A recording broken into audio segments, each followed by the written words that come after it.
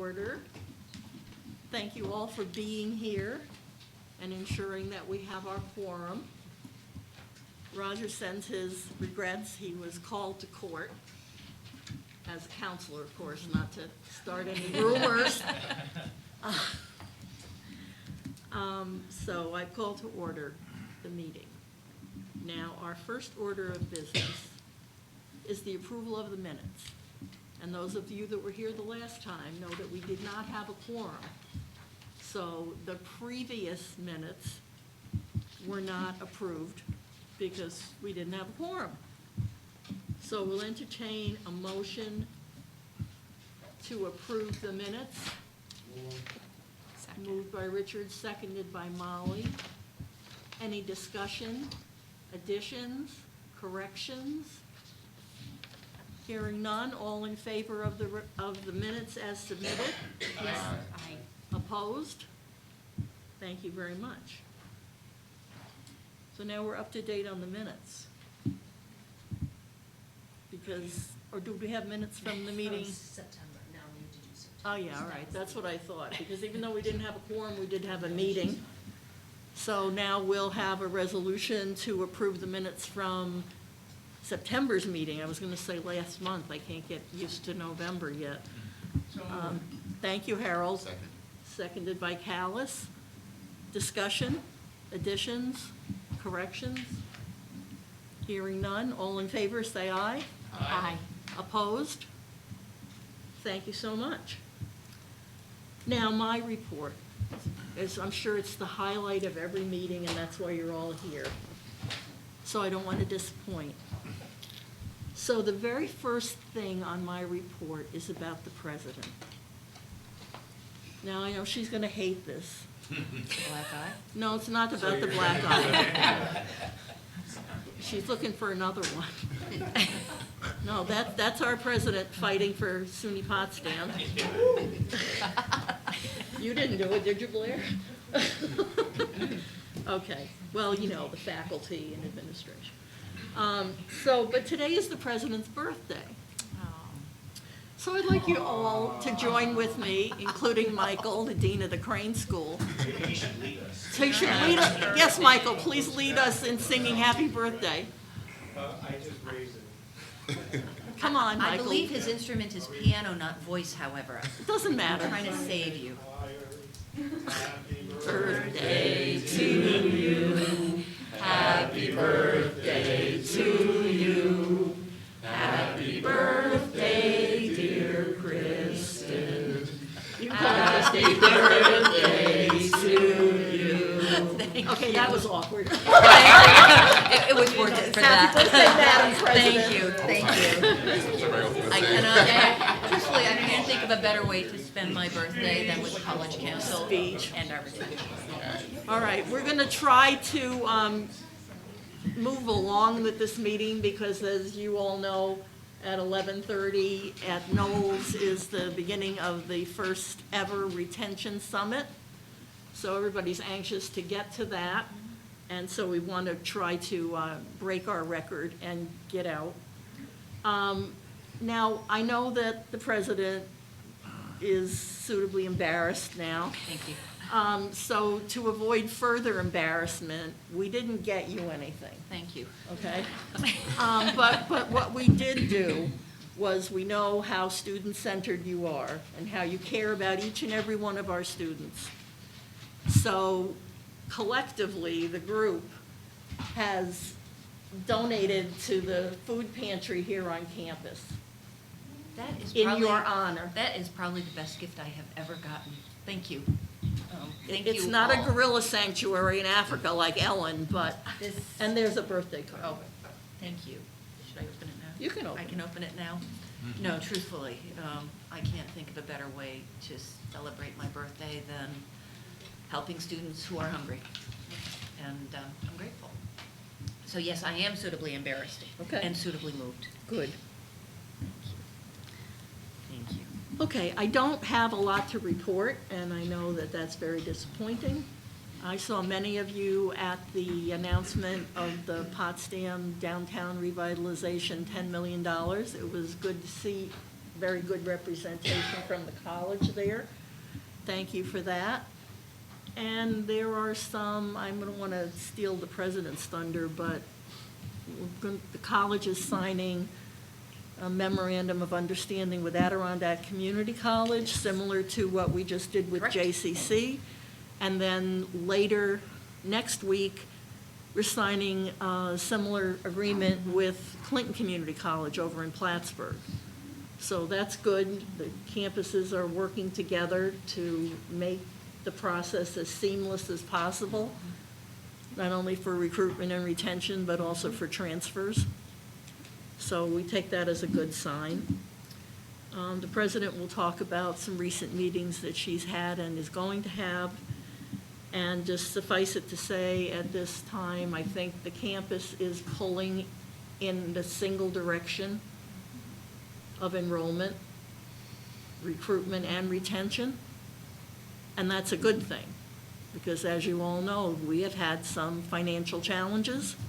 We are not alone in those financial challenges. Some other campuses, particularly the comprehensives, are falling off that same curve.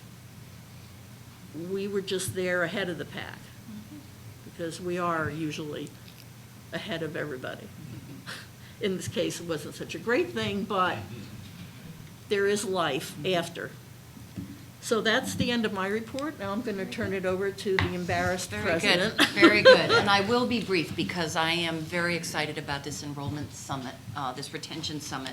This is the first time that the campus has attempted such a thing. But I know that in the past, when our campus has had challenges around a variety of issues, but especially around diversity and inclusion, what we did was we came together in what has become now the ongoing days of reflection every semester. So the goal of this is really to put the extraordinary capacity of our campus, the brilliance of our faculty, our staff, all together in one room, thinking about how do we make sure that every student who has the opportunity to come to SUNY Potsdam actually is able to graduate. So the only thing I think I'm going to add, you've got my formal report. I think the only thing I'll add is that we've been working very, very closely with SUNY System Administration on closing our gap. I just received yesterday a proposal from them, but I think all I want to say publicly at the moment is that I feel very supported. I think our campus has been very well supported by SUNY, and feel very, very positive about the direction that SUNY is taking with the comprehensive campuses and with all of the campuses in the northern region. There are a couple of things coming out of the last president's meeting that I attended with SUNY, and I just wanted to share with you the chancellor's 3 top priorities. One is the 12 presidential searches that she has underway. So she's clearly very, very consumed by that. I am told that we're going to have a very fine colleague at Plattsburgh shortly, and I'm looking forward to that announcement. The second priority for the chancellor is distance learning, and I'm very pleased with the progress our campus has been making on that under the guidance of Provost Betty Bergeron and Dean Alan Grant. We've had to really fix much of our underpinning, and I think we are poised to make some of the changes we need to make. So that is a second priority, and I think we're poised to make a difference there. And then the third is private philanthropy. As the campus that is tops among our comprehensive sisters this year for private philanthropy, I think that will stand us well, because we have extraordinary donors, we have extraordinary alumni, and they are very, very generous. Hence the need for a quorum today, and I think hence the need for a quorum at the next College Council meeting as well. So with that, I'm delighted to answer any questions folks may have. But I would also just like to say again, thank you for helping students. I couldn't be more grateful. I was surprised to hear that one of the top 3 priorities for the chancellor wasn't advocacy for the budget this year. Indeed. Does that come in number 4, 5, or 6? Or? Yes, it does. Okay. Nice catch. Are you? I think I'm. Okay. one thing I neglected to mention in my report was that our council member, Brian Hughes from Malone, has resigned due to health issues. So we wish Brian the best, and I would like to put on our next agenda that we do a resolution honoring his years of service, not only on this campus, but prior to coming on our council. He was chair of the North Country Community College Council for a number of years. So, Motion for that? sure. Second. Second. All in favor? Aye. Thank you. So we'll do that on the next, at the next meeting. And we need you for the quorum, because we may have other official resolutions that need to be tended to, which are of the good kind. Now, because we didn't have a quorum at the last meeting, some of you weren't here and didn't meet Ron Brown, who is our new interim vice president for enrollment management. So now I get the chance to introduce Ron to you and also ask him to step up and give us his presentation. Thank you very much. You're Thank you. welcome. It's very good to be with all of you here today. This is my first time being with the College Council, so it's a pleasure. I am a career enrollment management specialist. I've been in the business for about 40 years. I have served at a number of colleges and universities, large, small, public and private. This is a great place. I'm enjoying being here.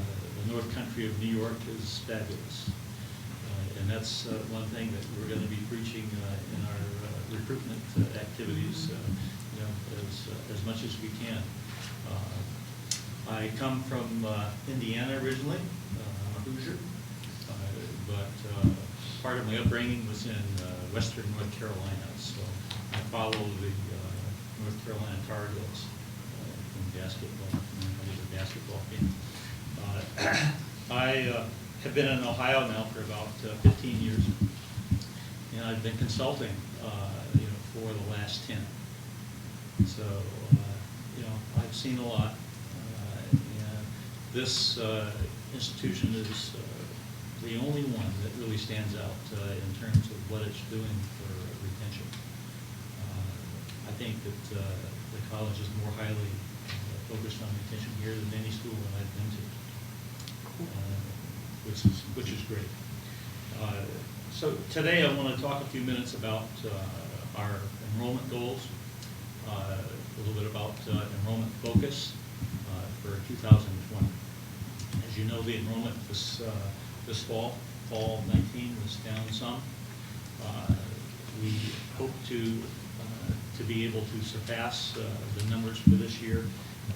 We're looking for 675 freshmen, 225 transfers, and of course we've got some target numbers for our special admit groups as well.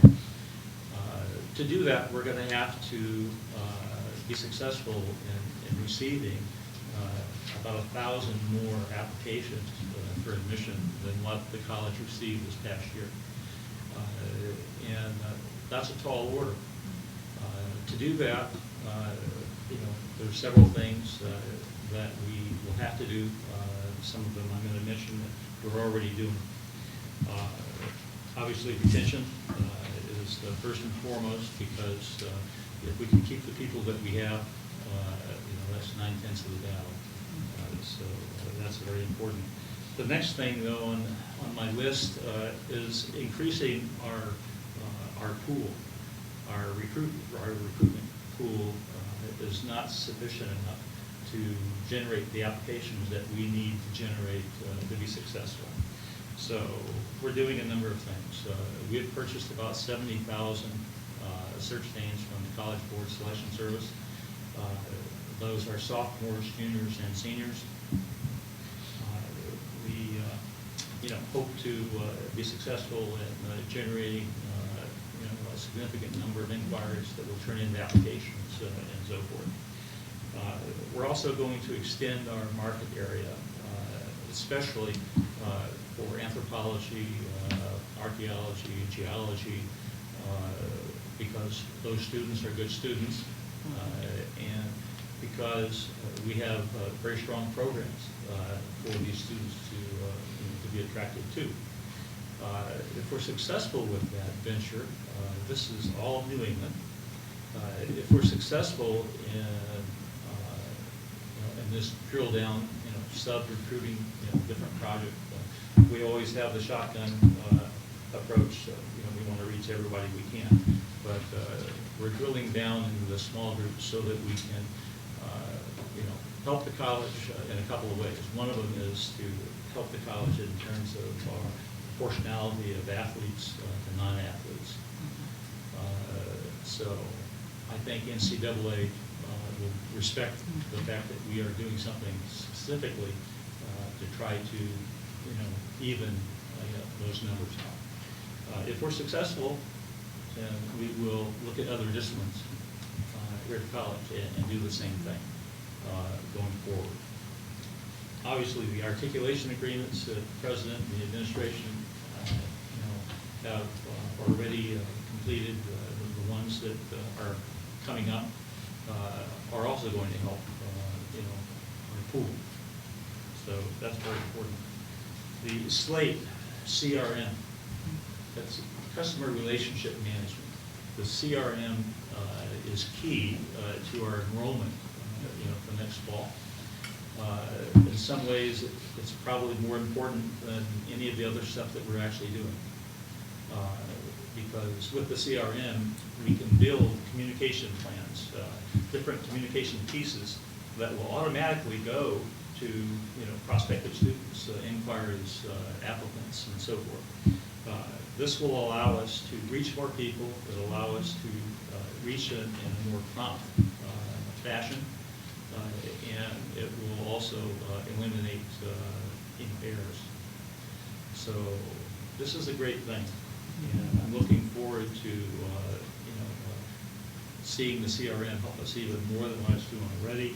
I have to congratulate Mindy Thompson and the communications department, because they are doing fabulous things for the college in general, and definitely for admissions and the enrollment team.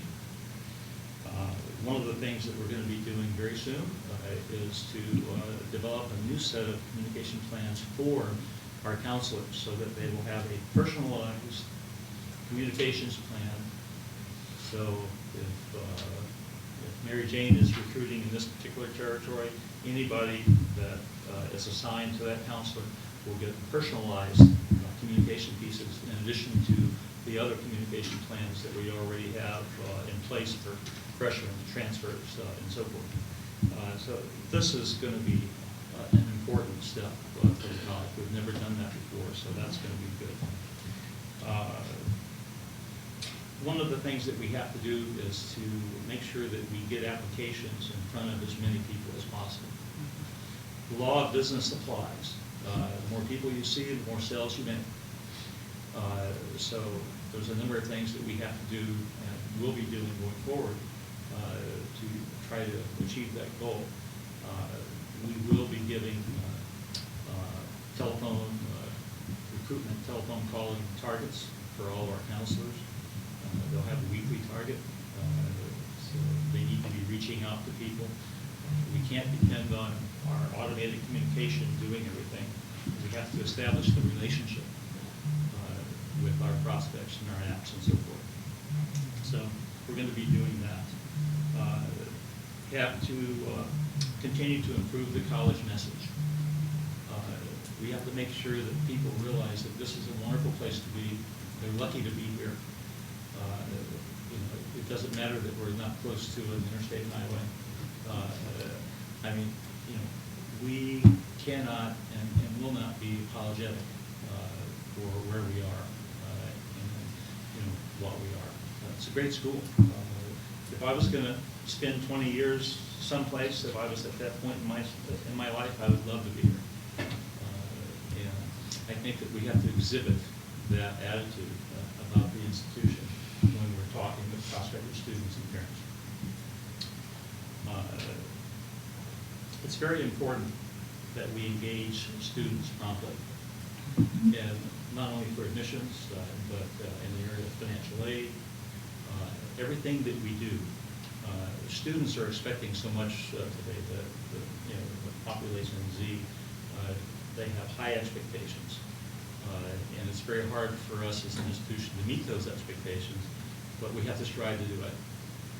So we'll be working on that a lot, in the coming months, to make sure that, student needs are met, that they're met promptly, and no delays. Financial aid awards have to get out on a regular rolling basis. We can't wait till March to do financial aid awards. So we're going to be working on that. And I already talked about relationships, and we have to be persistent in our communications. We can't get discouraged because Mary Jane hasn't responded. We have to keep on being persistent in the communications. We have to change our philosophy and the way we deal with scholarships, and we've already done this. We started this weeks ago.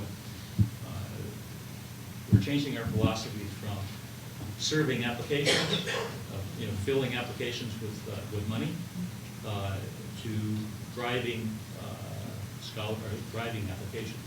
So we're going to use our scholarships to encourage people to action, encourage them to apply for admission. This is what most colleges and universities do, because very few of them have bottomless pits and can't just give a scholarship to everybody. We can't do that. So we're changing the philosophy, and we're going to make sure that our prospective students realize that scholarships are not automatic, that scholarships are competitive, and that a call to action. If you want a scholarship, if you're a strong student academically, then you need to do a few things. Apply for admission, apply for scholarship, and we're going to make it clear in our marketing. We have completed a marketing piece for scholarships, the first time that the college has had one of those. We'll be, basically bringing our scholarships front and center to everyone that we reach, and they will see from the scholarships that we have more than just, a housing scholarship. In fact, we're not calling housing scholarships anymore. We have taken that disclaimer responsibility and moved it to our financial aid webpage, and on our public piece that we're going to be getting out very shortly. We're just now ordering 5,000 copies. We are simply saying on there that special rules may apply. See, the financial aid rules on the website. So we're not bringing that front and center. Why talk about the source of the funds? The main thing is the scholarship.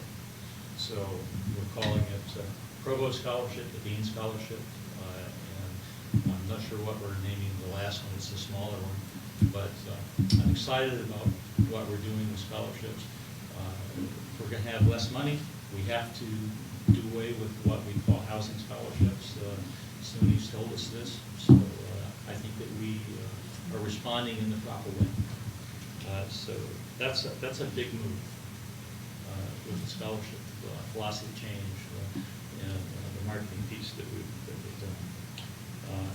We have to improve our campus visitation program, and we've already taken steps to do that. We're shifting from an individual office interview concept to group visitations. Students benefit by hearing what other students are asking about. They benefit by being in the same room with other prospective students and parents. Oh, Johnny, he wants to come to Potsdam also. Yeah. It's important that they see that other people are excited about coming to the institution. So, we've changed that philosophy.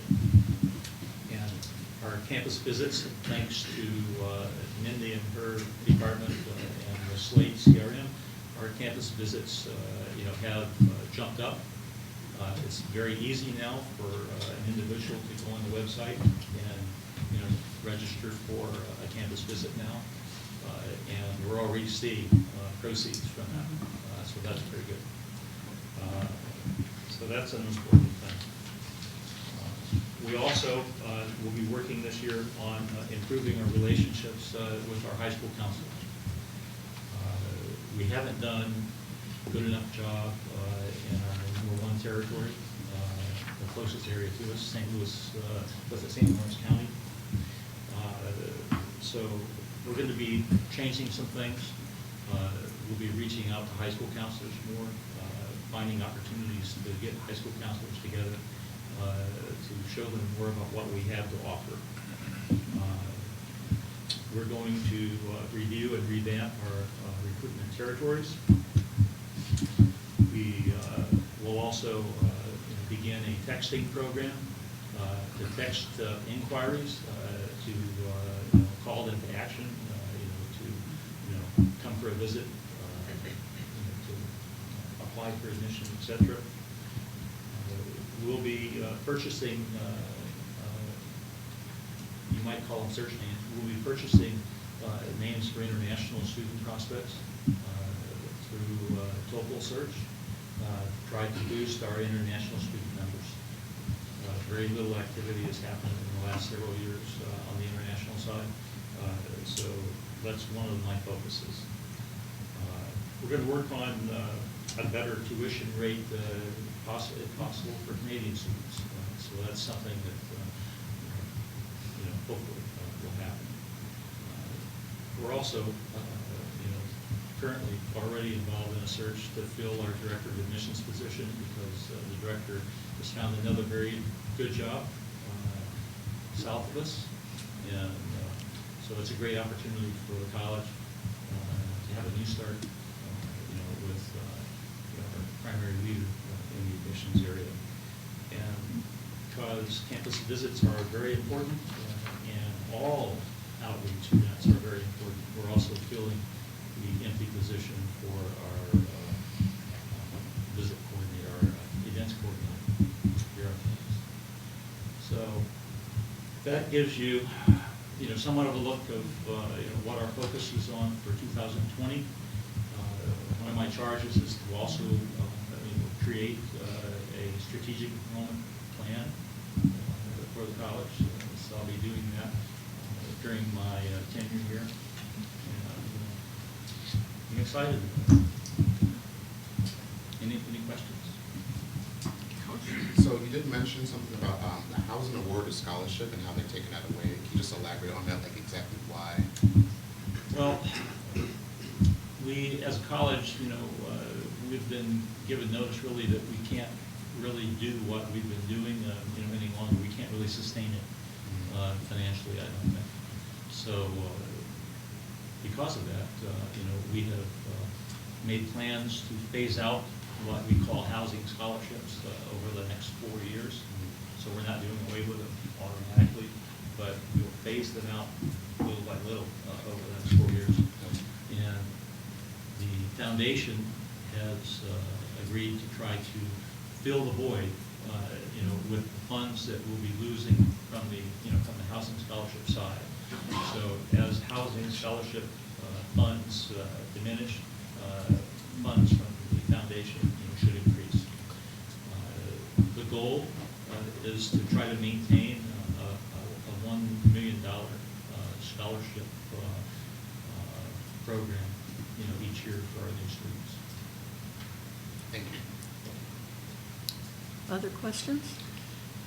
Do you know what offhand, the percentage of St. Lawrence County is of your student population, or who you reach out to? I'm not sure what the percentage is from the county, but I think we have about 95% of our students that come from New York in general. About 25% come from the North Country, so it wouldn't be just St. Lawrence County, but within, yeah, it's about 25%. It's dropped over the last 10 years as the population in the North Country has dropped, but the proportion of the high school students that we attract here has increased. So of all the high school graduates in the North Country region, we get a larger percentage of them. There are just fewer of them to be gotten. For the new students that came in for fall 19, we received, around 200 from the county altogether. Of course, that's just new students. So I don't really have a good feel on how many current students that we have there in the county. But our goal for this coming year is is to try to increase that number from the county itself to 300. And I just wanted to ask about the Canadian market, and I never really even thought about that until, I mean, two of my daughters went to Canada. But is there much of a market or a potential there? Well, the exchange rate, helps, helps to keep Canadians from coming. So if we can develop ways to, to make it more profitable, for them to come our way, that would be very helpful. But, our programs, our location, just the fact that we are, U.S., is something that is attractive to a lot of Canadians. I've recruited in Canada in a number of provinces over the years. And there's a lot of Canadians that would like to have an opportunity to study in the U.S. So the two provinces most close to us are the ones I think that we would want to focus on the most. When I purchase the TOEFL search names, we'll include Canada, definitely those two provinces, in the name bias. And then we'll try to reach out to them. We'll have a comm plan for them so that we can do the best job possible to show them that we are a very viable option for them. There's also an opportunity for our graduate programs in education in Ottawa, because our program meets their needs very, very well. And historically, when we had large numbers of Canadian students, they were mostly in education. So we believe there's an opportunity there if we can deal with the exchange rate issue. And again, this is a SUNY pilot that, one of the initiatives that SUNY's attempting that we believe will be benefiting from. And we are the only one that has been invited to the Canadian pilot, so That's a good it's a very good thing. You mentioned something about balancing off athletes versus non-athletes. Can you explain that a little bit more? I'm confused as to how that relates to national. Apparently, the NCAA is concerned about the proportionality of students that we have here that are getting scholarships, that are athletes compared to non-athletes. And so we're making an effort Do we give scholarships? Pardon? Do we give scholarships to athletes? Not academic. Not for Not athletics. for no. athletics, It's yeah. only academics. But they are concerned that of the academic scholarships that we have, that they're, that the proportionality is out of whack. That, our athletes are getting those academic scholarships as compared to the other. The college is not making any effort, for that to happen. In fact, we're actually now making an effort to try to recruit more non-athletes that are scholarship caliber. But we're not going to turn away any athletes that want to come here, of course. And if they're eligible for an academic scholarship, Right. they'll definitely be able to get one. I agree with that. They're eligible for an academic scholarship, that's fine. Right. But as the NCAA is so concerned, why doesn't the NCAA allow Division II or Division III schools to give out athletic scholarships? It'd be a lot easier for you to balance No that kidding. equation out. Yeah. I think we had this issue a number of years ago because many of our Canadian students at the undergraduate level, not at the graduate level, were hockey players. And so they were, because we had a special housing initiative for Canadian students, they were unintentionally over-benefited. So it's a similar issue around out-of-state. We've got to just make sure that we're working within NCAA guidelines, and it's a never-ending challenge to make sure that we are in balance. Just another hurdle Yeah, just one more. for our enrollment programs. Yeah, but yet, on the other hand, the NCAA is changing their own rules so that college athletes may be able to get paid for their appearances and their merchandise, because it's a multi-million, billion-dollar business. I could just point out, our women's hockey team has among the highest, I think every single member, bless you, was eligible for scholarships. They are academically extraordinary, and they're also great on the ice. So if you want to see that talent in action, they are really, really smart, and they're really, really good hockey players. And they're playing tonight at 7, in case anybody wants to join me. Could we get from Sharif, you know, they have the little card things that show you Absolutely. when the home games and away games are? Absolutely. And have them just sent out? We will To the absolutely council. have them sent out. I just have one thing, and then I know we have to move along. First of all, thank you very much. You mentioned about trying to shift from the individual interview with the admissions counselor to groups with the other students and parents. I would just like to say that I think there's great value in both of those things. We won't discontinue the other. Okay, that's what I wanted to be sure of, because I went with my granddaughter this past summer, and what several of the places did was the student met alone with the missions person, and then after or before that meeting, they had the group session where they did a presentation, parents, students, everybody could ask whatever they wanted. And so I'm just wanted to make sure we weren't doing away with that one-on-one. And we do the presentation first, and Yep. Everyone has the opportunity at the end of the presentation to sit down and talk with an admissions officer individually. Mhm. You know, if there's some other things that they would like to talk about, if they have other concerns and stuff. So we're not discontinuing it. Okay. But, you know, we can't afford the manpower, you know, to keep 4 counselors in the office so that they can do Right. individual visits. When they're not out You know, recruiting. with people that are on campus, when they need to be out recruiting. So I want people out recruiting more. Thank you very much. Thank you. Before we launch into the reports, I would entertain a motion to move the naming and the memorial resolutions up the agenda, so we can be sure that we, and Michael Sitton, of course, just left, but that's okay. Is there a motion to change the order of the agenda? So moved. Second. All in favor? Aye.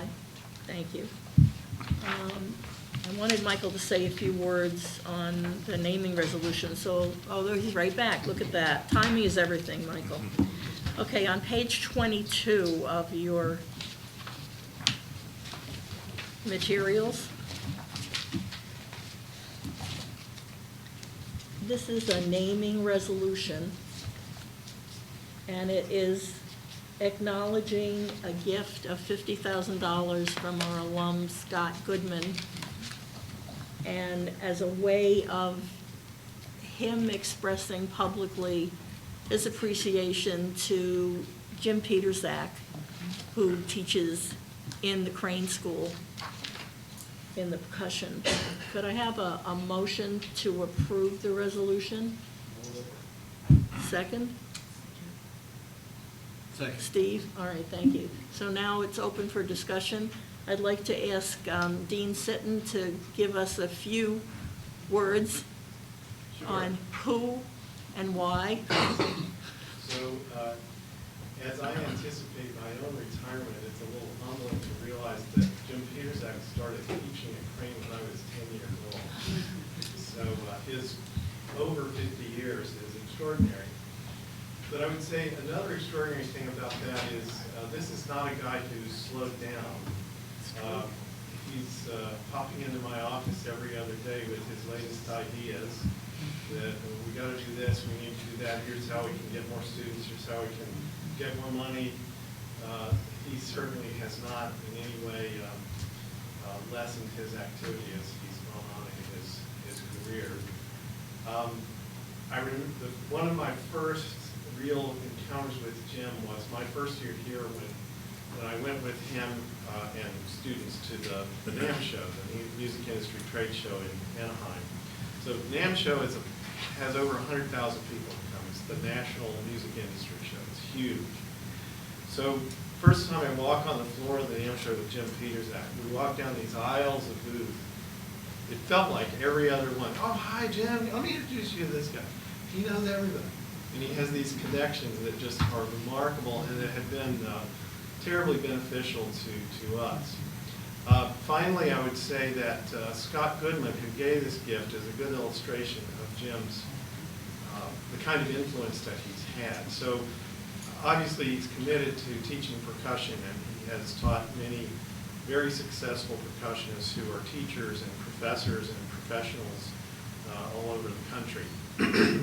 He's also taught others like Scott Goodman, who took a different route, went into the industry, and became huge successes. And Scott is a CEO and has held a very successful career, and I could go on down the list. There are many others. And these people call Jim all the time. He remains their mentors to this day. They're a percussion teacher in college. These CEOs look to him for guidance that began when they were, 19, 20-year-old students with him here at Crane. So not only is, I think, this a fitting tribute to Jim, but coming from Scott, it's a fitting tribute to the kind of influence that Jim has had over 50 years of students, multiple generations of students who are doing great things all over the country.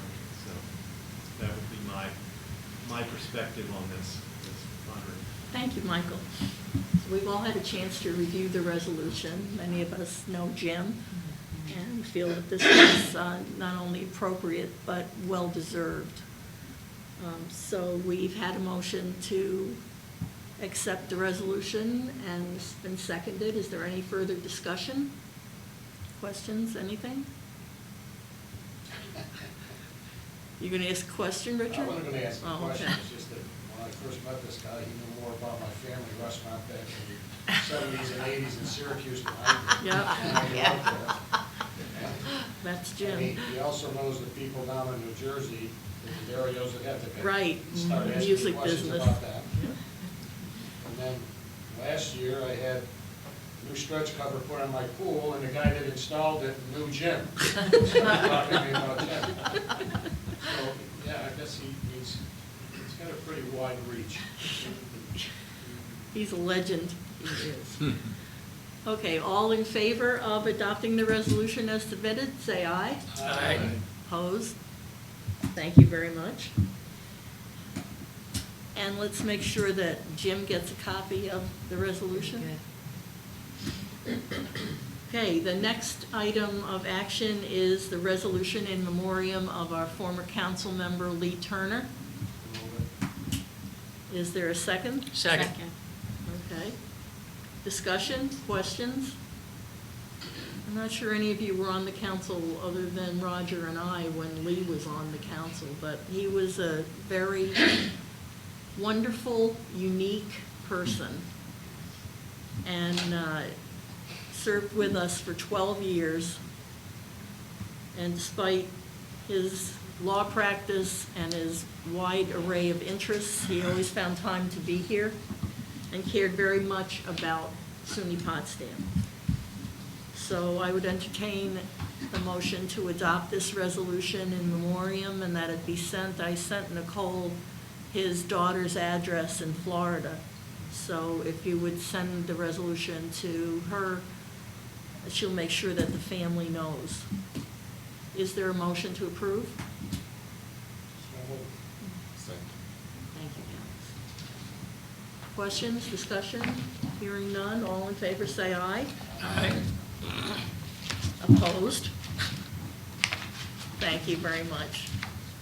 All right, now we will move to the SGA report. That's the highlight of the meeting. It is. Good morning, everybody. Great to see all of you again.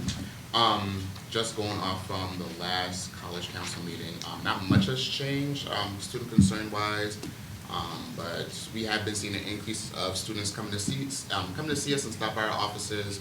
Something that we all kind of like got from our change from being in the student union to DREAM is that students don't come unless they have to, like put in the PR or like ask a question.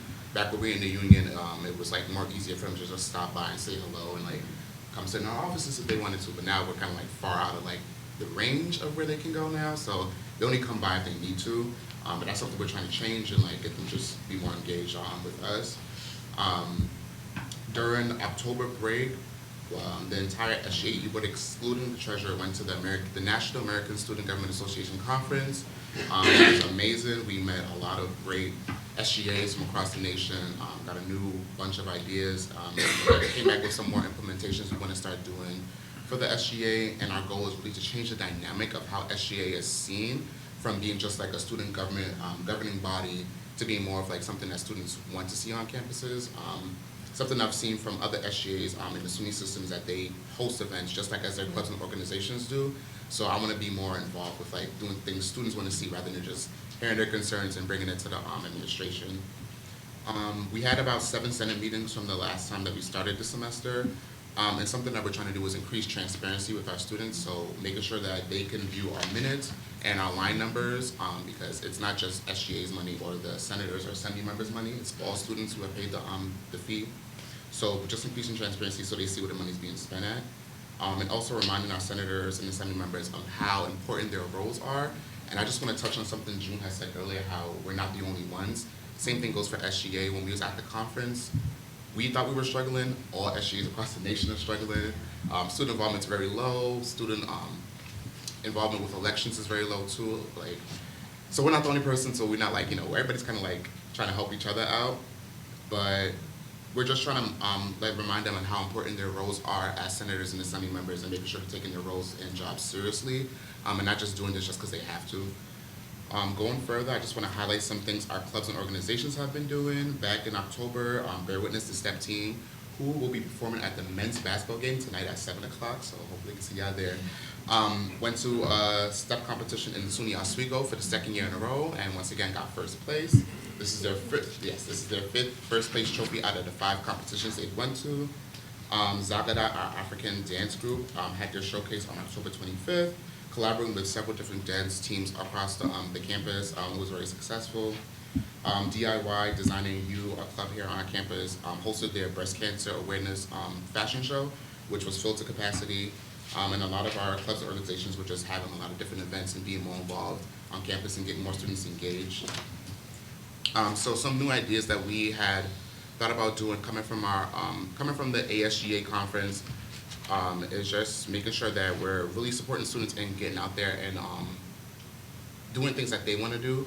And something that we took away from our conference is that somebody told us that they, as in the college and administration, can't do things for students without students. So what we're really trying to do is push for them to go out there, go to these sessions and seminars, including the retention summit today, and really voice their opinions. Like, we want to retain students, but we can't do that without hearing their opinions and like hearing the things that people who are staying, like from their freshman to senior year, why exactly did you stay? Like, what makes the school so important to you? Like, what can we do better to make sure other students want to stay at the school as well?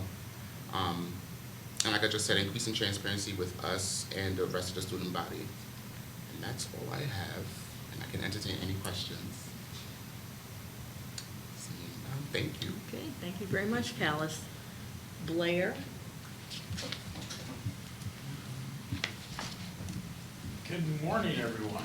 Good Morning. I think there's a few of you I didn't get to meet at the last meeting. I'm Blair Bedore. I teach in the mathematics department, and I'm the faculty senate chair. I submitted a report. A few things have changed since the time I submitted the report. I'd just like to go through a few highlights and then take whatever questions you might have. The Faculty Senate has been hard at work on many issues. We've passed 3 new minors that are going to be in existence on campus. Latinx and Latin American Studies, Public Policy and Homeland Security, and Public Policy and Administration. Faculty Senate also endorsed a motion that was put forth by the University Faculty Senate regarding supporting the negotiating team that's negotiating with Elsevier.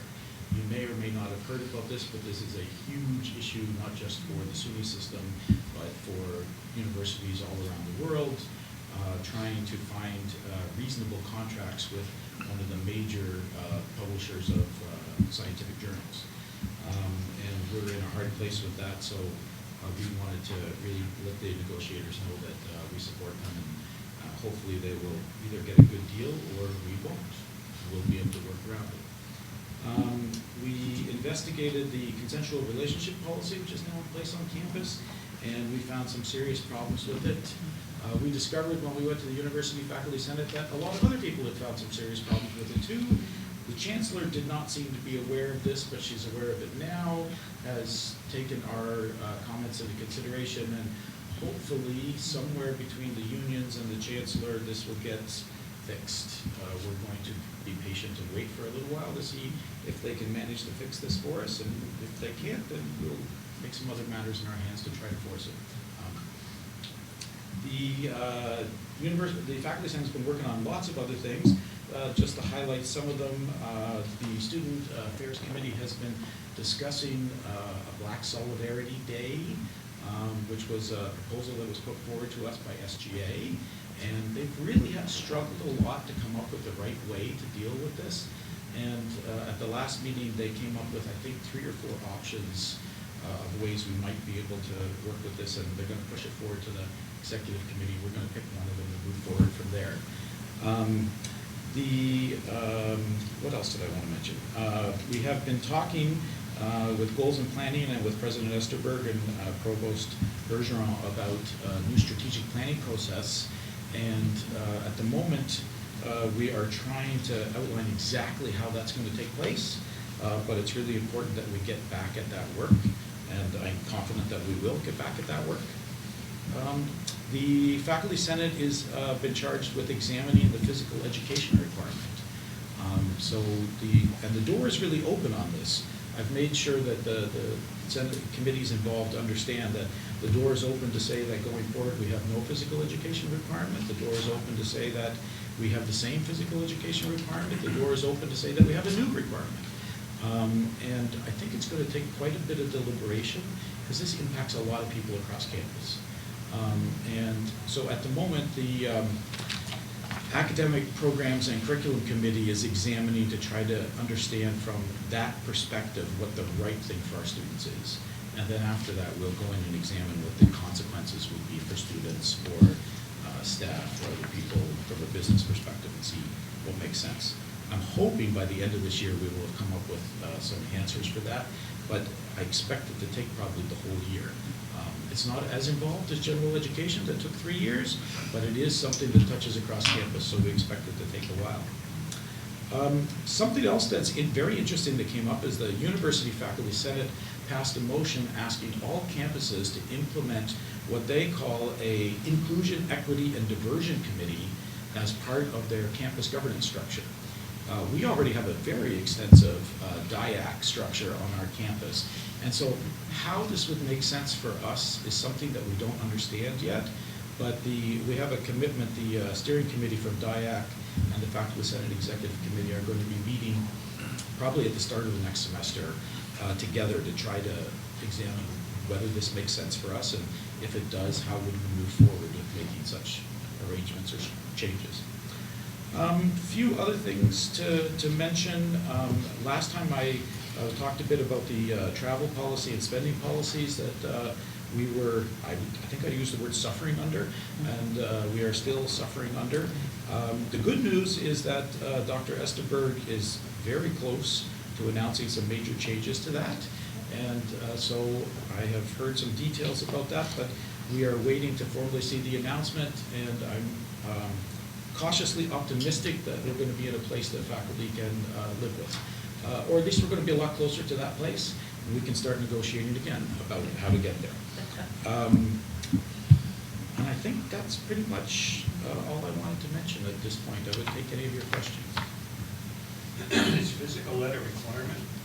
At the moment, it is a requirement. Yes, yes, it has been for, yeah, I think so. Certainly in the 20 At least years I've since been here. 1963. I hadn't taken it up yet. The nature of the requirement has changed a little bit over the years. I know when I first came here, the students had to do 4 PE courses or equivalent, and they weren't counted towards their 120 credits. Now they can take them in a way that it counts. I had to do 4. Well, but you're thinking 2 credits worth, maybe. It's a difference. It was always 4. They were Yeah. counted as like a half credit. Oh, But yeah. Now it's 1 credit per class. Yeah. At least 1 credit. Yeah, and they used to have Starlight, they don't have the Starlight. No, Yeah. unfortunately, That that's a was really nice. fun way to I do liked things. that. So yeah, there's a lot, and I mean, over the years, you can imagine there's been lots of students who say, why do I have to do this? Yeah. And there's been lots of faculty or even coaches who say, why do I have to teach this? Teaching badminton when you're the softball coach doesn't always make a lot of sense. So I'm kind of glad that the door is open for us to completely reconsider this. I think a lot of people thought this would be part of our general education revision that we were going through. And at some point last year, when we were getting close to approval of that, people realized, wait a second, this is not part of it. What's going to happen with this? And so that's why we took it up this year. The provost asked us to take it up, but it was absolutely the right thing to do, given what we discussed about general education in the last 3 years. It was time to do this. Is physical education requirements uniform across the system? Yeah. No, not at all. In fact, there's quite a lot of schools that do not have that requirement. But part of what the committees will be looking at is exactly that, trying to get a good sense of where we fit in with everybody else. We don't have to be like everybody else. We've never worried about that. I've made it very clear what I want them to do is decide what's best for our students. And that's got to be the driving force in all the decisions we make, what's best for our students. Snow shoveling would be. Save some money. Physical ed. Yeah, there's some people some unions who might be unhappy if we did that. But that's a different issue, absolutely different issue. Any other Anything questions? else? Kind of just a comment. Sure. Because I know you said that as faculty senate, y'all want to try and decide like what's going to be best for the students. And I just want to go back to what I said, that you can't do things for us without us. So just making sure like you get that student perspective with those questions and stuff like that, and seeing what the students really want. You know what I mean? Absolutely. Part of what's best for students is what students want, but it's not just what students want. Right. We have to balance that. No, yeah, of course. There are some students who would happily pay just to take a piece of paper and walk out of here, and we all know that that's not what we want. No, yeah. But just to allay any of your concerns, we do have student representatives on the APCC committee that is deliberating on this right now. And second stage of this process would have it go to student affairs, and I'm certain that part of their work is going to be consulting widely with students. So we just think somebody should have a plan before we bring it forward for consultation. Awesome. Thank you. Thank you, Blair. Provost Berger on.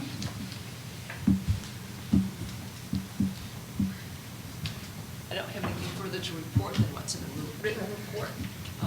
Certainly will take any questions, and then apologies ahead of time. I do need to leave at 11:15 to get over to the summit to help it set up. So, Any questions Certainly on the welcome provost's questions. report? No, thank you very much. Business affairs, Eric Johnson Ortiz. Good morning, Eric. I might even be briefer than that. Other than what's in my report reflects what's happened here since the last meeting. And we are reviewing the proposal that we received yesterday from SUNY regarding the end of year. So those numbers are being reviewed as, actually I was reviewing this a few minutes ago, so wanted to keep up with that. I would stand for any questions if there are any. That was close, but you. I know. Just one question. Do you know what the timeline for the union is going to be? Like, are they making ground, or is it going to be same time that we have got before, like August 2020? With any type of construction project, there's always a projected timeline, and then there's reality, and I've very rarely seen where reality is built into what the projection is. I wish I could say with a modicum of confidence that it's going to be done exactly when that timeline says it's going to be done, because in some of the meetings I've seen and talked to people, there's always something that they were not expecting that popped up, and that is what the problem is that when you start opening up things that haven't been opened up for a long time, you go, oh my gosh, we didn't realize this, we've got to fix that. Right. So they're doing the best they can, and I know it's a challenge for the entire campus, and we'll get through this. Thank you. Questions, comments? Well, thank you very much. Advancement. Good morning. First, I want to say thank you also to the advancement team for facilitating Scott Goodman and doing all the paperwork and stuff that has to go with it. Wonderful group, indeed. They've been recognized, and then we will in turn give some recognition to our president, who was very much involved and is a wonderfully budding major gift officer. We're having great fun with that as well. Yeah. I have just one update on our fundraising. To date, we are just under $1 million towards our $3 million goal this year. We're up about $125,000 from where we were last year at this point. And I wish Roger were here because I can report that our unrestricted giving is way up from what it was last year at this point as well. Some of that is because of estate realizations that we've had in the last several months, and reinforces to me the great benefit that we're going to have when we build to a thriving Quest program here on the campus. I think that's it. Any questions? Thank you. Very good. Okay. Other Eric? I'm gonna follow Betty's lead because I also need to get over to the retention summit. So you certainly have my report in there. I would highlight, I took note of 3 very quick things. Our women's soccer team made the playoffs for the 3rd straight year for SUNYAC, which we're very proud of. 2 of my departments in my area received recognition through the SUNY Chief Student Affairs Officer group for their work. Residence Life received the award from all of the SUNYs for their retention work, that particular program they did. And our Student Health Services got honorable mention in their work with our transgender students. So, if there are any questions, I'd be happy to. No? Okay, thank you. And last but certainly not least, Bernadette. I just follow everyone now. Bernadette's batting cleanup. Seat's not even warm, so. Just two things. Yesterday we had a conversation with a colleges event, which is an event that the 4 colleges, Hampton Chamber of Commerce, Potsdam Chamber of Commerce, and all the community relations persons on the different campuses put together and invite businesses to participate. That occurred last night, and we had a panel on Generation C students, and I think more than 40+ people were present at that event, and it went really well. And then the only other thing, which is really great news for the campus, and I think the president, Betty, and myself will speak to this, is that we received a letter from the system office earlier this week approving for 5 faculty for the Prodigy program. And Prodigy is a long name promoting recruitment, opportunity, diversity, inclusion, and growth, which is a new initiative by Chancellor Christina Johnson to recruit 1,000 faculty of color and women in the STEM program within the next decade. And so we submitted applications to 5 faculty and we got your program. And I might add that over 3 years, the system will be giving the campus $500,000 to support the salaries of those faculty. So it's really, it's extraordinary. Well done. That's Bernadette. great news. Yeah, it was Yes, fabulous. thank you. Any questions for Bernadette? Okay.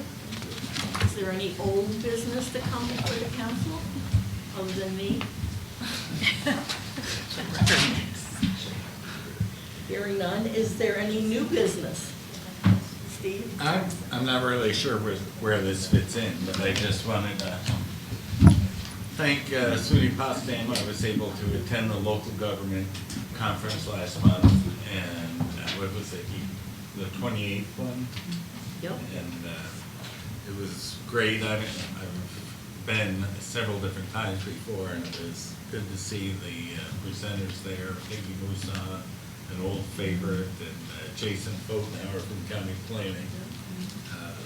They do a fabulous job in the seminars that they had, and our crew went over and had lunch, and Paces did a superb job, as they always do. It was really nice, and even the speaker was good. Assemblyman Yep. Mark Walsing, good. So it was well done again this year, and I understand it's all because of Diane Marie Collins that, Nicole, both of us. oh, yeah. I didn't see Nicole, so I Yeah, said. no, thank you. Tried to suck up to you. You sound like a politician. No, it's obviously it's not that. Okay, any other business come before the council? If not, this is a not-so-gentle reminder to mark your calendar now for February 7th. I'm just waiting for my usual motion. Oh, yeah, he's anxious to adjourn. Second. Record breaker. Yeah, he is. Record breaker. Okay, so February 7th, I got it. do not schedule anything for that day except this. Are you gonna be in town, Harold? Yes, I will be. Thank you. Thank you. In the right Yeah, answer. yes, ma'am. Yes, thank you. Everybody will be in good health. Molly, no court. I'll try, yeah. I know, I I gotta know. look at, I'll look in, I put it down, so Okay. I blocked it off. Appreciate it. And I got my Yes. flu shot, so I'm good. Yeah, I had mine too, so. That brings up a question though. Are we authorized to do phone in? No. Not at all? No. You can't call We in? have to get the law changed. Okay. We can't plan the weather. Yeah, I know. I know. But other than that, Like, You can't I do try- proxy either, You know, just- I've got No. different meetings that I go to. So I'm not sure, can we do video? I don't go away for a Yeah. long time. Thought we explored that, but let's explore it again. Yeah, you can do a Skype or Oh, or yeah. a video. Yeah. As long as you announce ahead of time Right, where the Right, person is calling in. because on, In case they want to go there right, and see you. yeah, on the UIAB I board. saw somebody that did I'm video on. one time. I saw We you did. were on video. Oh, all right. You were on Okay. video one time, I saw you. Excellent. I think so. Yeah. And then that whole setup disappeared. Yeah. All right, we'll figure this out. I mean, just your comment on the weather is quite significant. Yeah. Especially if Well, you're could coming you from do- Watertown. Yeah, today. At least it's not in Oswego, That's right. okay? I mean, we love our friends in Oswego and Deb and everybody, but, Yeah. Just as bad. Yeah. Yeah, because you're, yeah, you two Can are. be. far Yeah. away. I'll be canceled all my meetings for the first 3 months of Watertown, because every time I go down there, I have to. still better than Syracuse. Yeah. that's Well, bad. actually, Syracuse is fine, and It's up flat here is until- fine. And Yes, you're calling, is exactly. the meeting still on? Oh, yeah, the sun's out, whatever. It's okay to get to Adams Center. It's Yeah. Sandy And then from Creek. Adams Center to Parish, Yes. It's always the case. it's like It's taking bad. your life in your hands. Okay, you want to make a motion, Richard? I'll make a motion to adjourn. Is there a Second. second? All those in favor? Aye.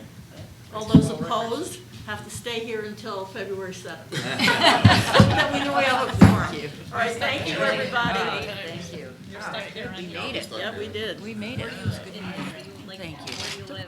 I live in Brooklyn.